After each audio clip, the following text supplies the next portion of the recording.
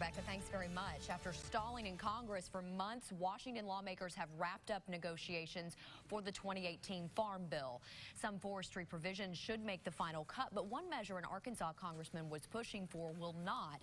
Bruce Westerman wanted to require the U.S. Forest Service to analyze what happens if states do not implement a forest management plan.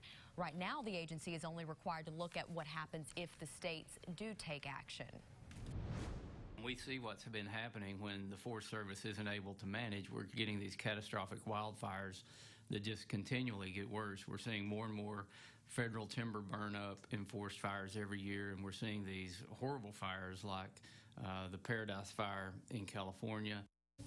Westerman is not done, though. The congressman introduced legislation today that would reduce the risk of wildfires in cities surrounded by forest. 2017, a very bad year for fires here in Arkansas. More than 22,000 acres burned after 1,300 wildfires broke out.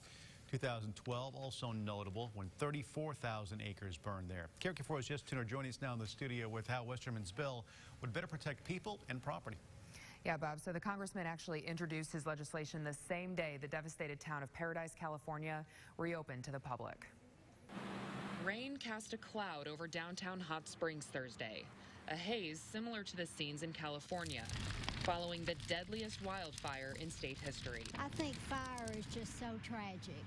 I mean, there's hurricanes, there's tornadoes, but, you know, a fire to me is the most damaging. Angela Anthony walks down Central Avenue to her store, which backs up to the Hot Springs National Park. Wildfires are not something she worries about every day, but it's possible, sure. Living in a national park, it certainly gives rise to those thoughts. Anthony's congressman, Republican Bruce Westerman, introduced a bill to better manage areas like this, called a wildland-urban interface. Fire in that forest with the right conditions could get the fire down into the city.